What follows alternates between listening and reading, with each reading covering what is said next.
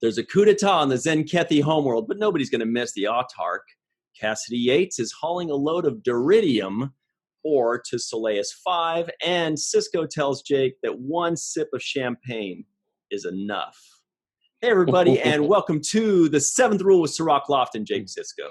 Hello, hello. My name's Ryan T. Husk, and today we are doing a review of Deep Space Nine's season 3 finale, episode 26, Adversary, directed by Alexander Singer, written by Ira Stephen Bear and Robert Hewitt Wolf. My name's Ryan T. Husk. I think I already said that. What were you saying? What was up with that champagne? Jake can't really be drinking too much. I don't think he's 21. He's not 21 at this time. He's not even close. I went back and I rewound that like 3 times because it was so freaking cute. Like, you took one little sip, you're like this, and then you took another one, and then when he pulls it away, he's like, "That's enough." You went, ah. Yeah. Yeah, I saw that. I savored that little bit. That's one of my favorite moments so far of the 3 seasons was that, because I swear to God, that was a real smile. It was, I don't know if you remember what happened there, but you guys must have had some kind of discussion before or after, or maybe you ad-libbed that, or maybe the director just gave you, but whatever it was, that was Cirroc Lofton smiling there, not Jake Sisko. Do you remember any of that? No, I don't remember this. That's the funny thing. I knew it. But I do know that is something that I would do outside of the Jake Sisko character. So that's a Cirroc moment. To accentuate that little moment, accentuate my little flavors. So yeah, I'm pretty sure that I added that little bit. Right that was perfect. And you always kind of like looked like, "Yep, that's right." Yep, you saw it. You guys saw it. I got to drink with the big boys. Yeah, I like that. It was funny too because the way he snatched a cup away from me too. Like, I had the champagne glass and I was ready to go for a big guzzle, and he pulls it away from me, and it's kind of like, well, that's the last I get of that. So let me just savor that. I definitely enjoyed it. Definitely enjoyed that moment, and it was good that we get to see Commander Sisko finally getting his captain's status in the beginning of this episode. So now I know it was the end of season 3 where Commander Sisko becomes, Captain Sisko. There's so many good moments in this episode that we just have so much to talk about, and I'm really excited about it. That's one of the big ones, is Sisko is officially a captain in the final episode of the 3rd season. You could really see that the writers are setting up a big 4th season in this final episode. We're adding the Pips. Eddington's getting a bigger role. The Dominion is really sinking their claws into the Federation. There's Cassidy Yates gets a NAM. There's just so much. There's so much going on in this episode. But yeah, let's start with Captain Sisko finally getting his captaincy. And I had forgotten that you were the one that added the Pip. I had forgotten that I was the one who added the Pip, and I'm glad that was the moment that I was a part of that moment. I also noticed that the dress uniforms that he's wearing with the gold trim around the neckline? Yeah, really sharp. I always like the dress uniform. I really like it on him. It looked great. So you don't wear that. It's kind of like, you don't wear that for your everyday work fit, right? Right. They have dress uniforms when there's some kind of official ceremony, a wedding, a promotion. Maybe it's like the dress uniform. Maybe sometimes an admiral is coming in and they want to be presentable for this big, moment. But you see it every once in a while on Star Trek. It looks really cool.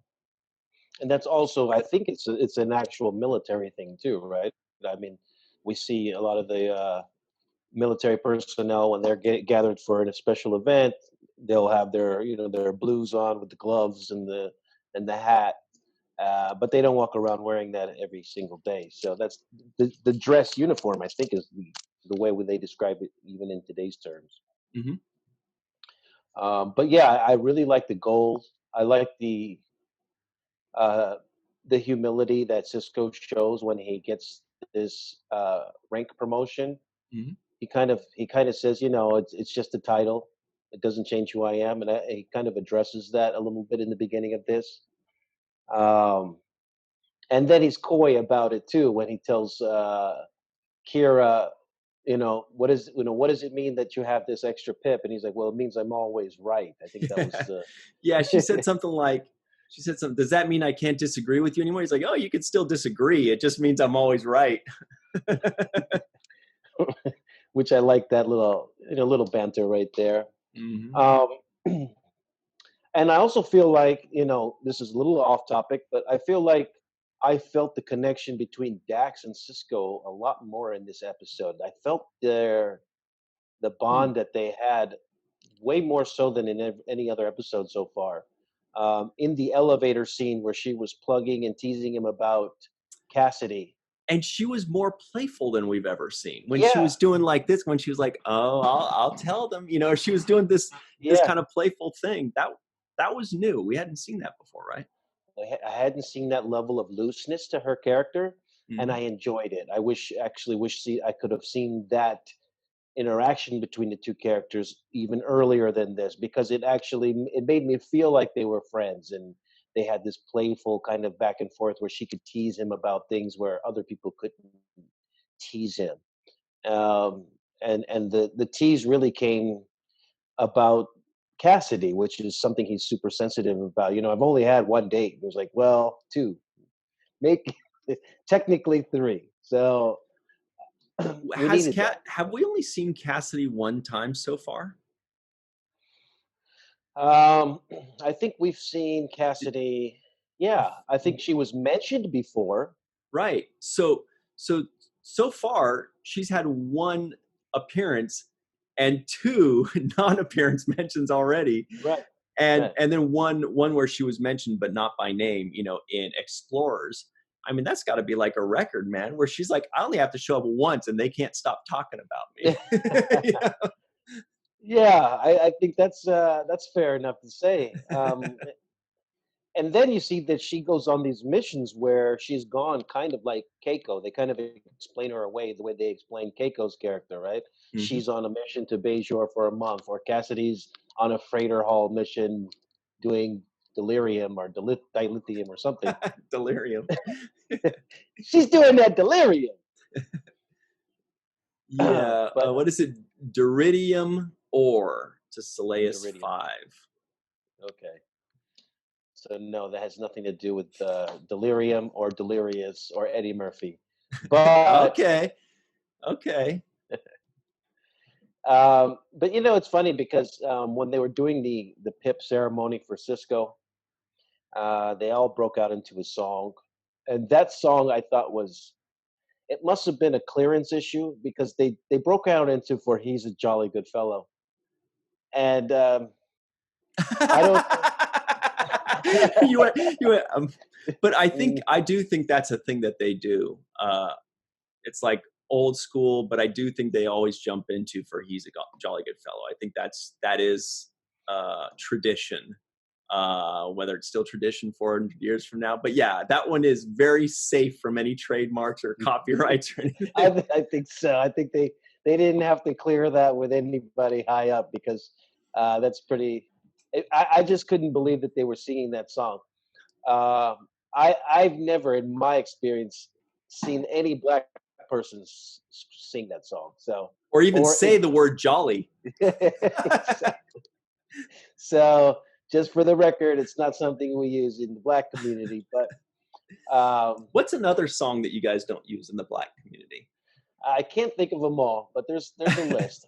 Maybe that one that Miles and Bashir were singing, that Jerusalem song. Oh yeah, we don't sing that Jerusalem song either. No, that's not on the.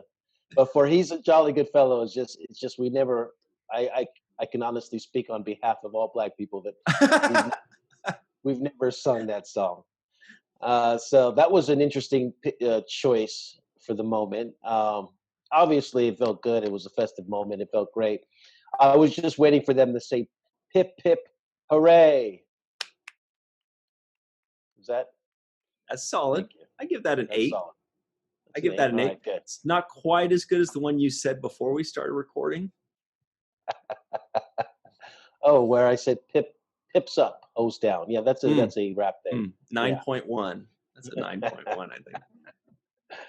But yeah, so that was my only takeaway. A little criticism of the festivities. The other thing I noticed in that exact celebrating moment was that a few people came up to give Sisko a hug, and it just made me think of hugs and how they've gone away so much. So right, handshakes and hugs and Shugs. actual, yeah, just personal touching and just affection and Right. celebration like that. Every So time I see something like that on TV, I immediately like react like, whoa, what do you do? Oh yeah, that's right. That's okay. It was what we done used to in the do. 80s or in January. Exactly. Yeah. But now you look at it and you're like, wow, two people getting really close to each other. A little too close. Everybody just relax. Exactly. Speaking of which, we're both wearing American flags on our person today. Those of you just listening in, Cirroc has his awesome camouflage hat with American flag. It looks like I've got an American flag, but really it's a Guns N' Roses shirt. Guns N' Roses. It's very different than what, like, anybody watching just sees it. They're like, oh, that's very festive. He's got a little flag here, but really it's kind of messy after that first couple inches. I won't go there. I know. As I was saying, I was like, no, come back, words, come back. But I will say that when I did the painting with Avery, the thing that was the theme behind the painting or behind the artwork was Captain America. And I often say this, and it bears repeating that Avery Brooks and Captain Sisko is the first American captain on Star Trek. And so that I always call him. I had forgotten that. Yeah. Yeah, he's the first American captain, right. and so in my humble opinion, Captain Sisko is Captain America. He's America's captain. He's America's captain. He's the first delegate we sent into the Star Trek series franchise, and so yeah. And what's funny about that is Voyager's captain was also going to be Canadian. For the first couple weeks, they shot with a Canadian actress that Kate Mulgrew ended up replacing, Elizabeth Bujold, I think, something Bujold, Canadian lady. And so it would have been Canada 2, USA 1. What the heck? Canada's out there giving us the knockout blow, Well, as we have learned from our discussions with Ira and the fellows up in the high brass, Siddig El Fadil, or AKA Alexander Siddig, was originally cast to be Captain Sisko, or was in consideration to be Captain Sisko, which means they wouldn't have even had an American captain. It would have been like 2 Brits and 2 Canadians duking it out for supremacy, and USA would have been like, what about us? And they're like, you just keep paying us. Okay. You just wait till Enterprise, all right? You'll get your turn. You'll get the most corn-fed American dude ever for your captain. Exactly. But so, Avery represented the good old US of A, and that's why I put him on the backdrop of the red, white, and blue on the piece of art that I designed for him. Oh, that's cool, man. So there are a lot of big changes that happen throughout Deep Space Nine. I think that really kind of change the tenor and the image of it. The first one being when they add the Defiant. They add the Defiant. There's a slightly different, hue to the show now. Now it's a little different. Then Sisko gradually goes from, he gets his goatee, which we saw. He becomes a captain. Then he shaves his head. Then later on, Worf comes in. There are a few, 5, 6, 7 steps that gradually change it. Also, Nog going into the Federation, joining Starfleet, I should say. So there are a lot of these minor changes, and today is one of the bigger ones, because Sisko really was a captain. Like, the way he acted was a captain, and as we've heard the writers say, eventually they just couldn't deny it anymore, for lack of a better word. Eventually they just have to say, okay, look, the part was meant for a commander, but the actor is getting big, the story is getting big, he's got to be a captain at some point. Yeah, and I would also look at it through the lens of what was happening at the time. So they start off with Captain Kirk, they go on to Captain Picard, then they go to a commander. And maybe that was okay, and maybe their intention was to have him, work his way up to become a captain eventually, as they did.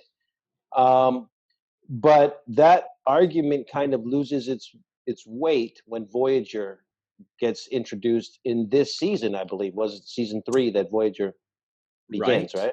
That's right. The second half. So right now they're probably around episode 10 of Voyager or something like that. Right. So now they just brought in Captain Captain Janeway. Kate Mulgrew, Captain Janeway.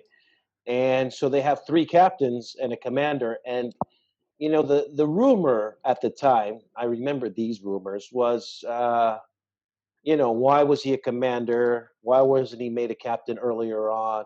Was that an act of some kind of racial bias? Was that something that they were doing to kind of, because he's black, he doesn't get the qualifications? So there was a kind of rumorations about the association between him being black and him not being a captain yet. Mm-hmm. Yeah, I could tell you in their defense that anytime, there's a difference between a captain of a ship and the person in charge of a space station. And the person in charge of a space station has never been a captain that I've ever seen in Star Trek. They're always a lieutenant commander, or a commander. That's just always how it's been. So I think that from the very beginning, before they cast it, they were like, this is a commander, and I don't even think they planned on having that person move up to captain. I just think it was always going to be a commander, and that's just a guess on my part.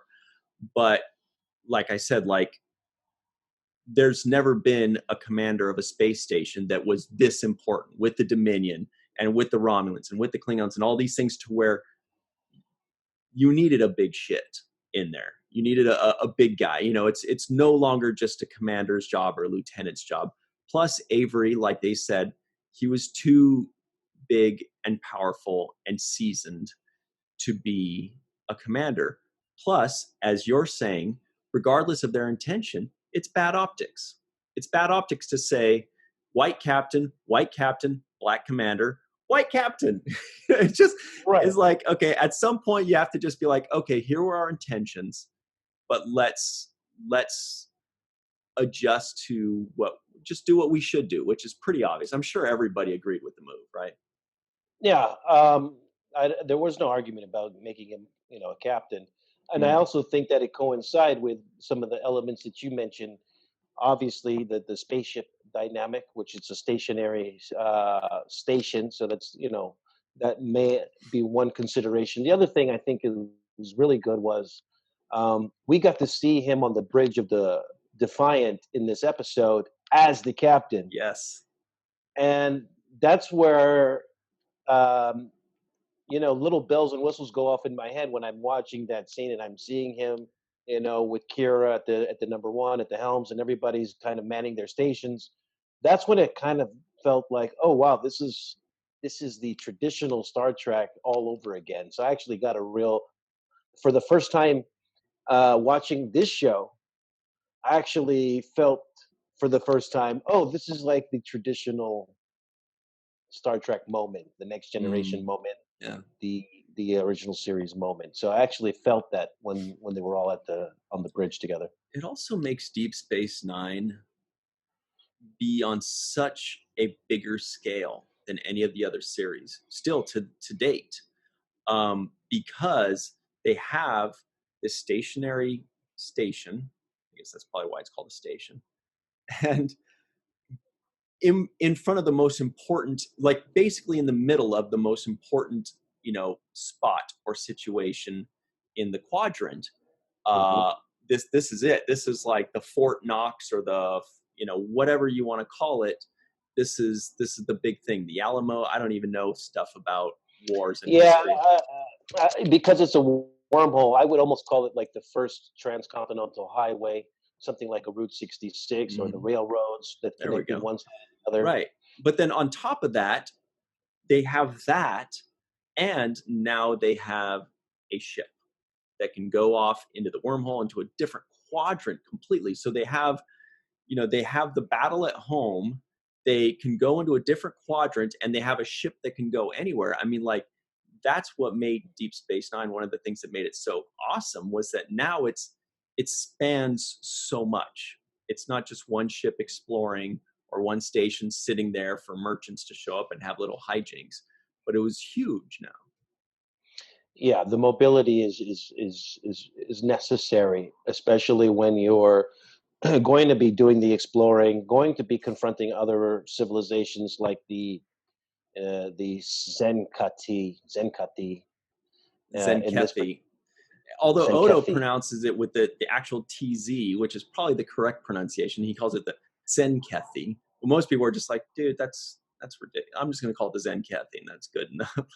Yeah, I noticed the differences in pronunciations throughout watching it. Each person's way of doing it. But if you're going to be exploring, if you're going to try to man up against the Jemadar and the founders and all these people that you're going to eventually be going heads up with, you're going to need the firepower, which the Defiant is obviously equipped with some really good firepower for such a small ship, spaceship. But you're going to need the mobility, and I think that's something that they're covering all those bases in this particular episode really well. So we've got to go to our break in just a minute, but before we do, let's give a quick shout out to our associate producer, Miss Yvette Blackmon, way out in the East Coast. She's been so great to us for almost the duration of this series. And during the live chats of the video premieres, she's our muscle. She's out there being like, you guys better give this video a like, and making sure that everybody gives the video a like. And there's like 0 dislikes because Yvette's out there cracking skulls for us, and we love her, and she's really cool. And I know, Cirroc, you talk with her here and there as well. She's been great to us. She's been wonderful. She's on the ball. She's, such a great person, and I love talking with her. Love sharing ideas with her, and love the fact that she's on our team supporting us. She's wonderful. And she was also there with the Sci-Fi Sisters in the after party of Virtual TrekCon. We'll talk about that a different time. But you just basically, the rule is you don't say no to Yvette. That's the rule. Just don't say no. If she says like the video, you like the video. If she says come to a Zoom chat, you come to the Zoom chat. Period. Yeah, she's got that presence like your mom has when your mom tells you to clean up your room. You kind of got to do it. It's not really a choice. It's right. It's an order. But then once you do it, she's got like the best smile too. Then she's so sweet, and she's like, "See how good it is when you do what I tell you to do." It's for your own good. All right. Anyway, so shout out to Yvette Blackmon. We love her. She's awesome. And we are going to take this super quick break and come right back on the 7th rule.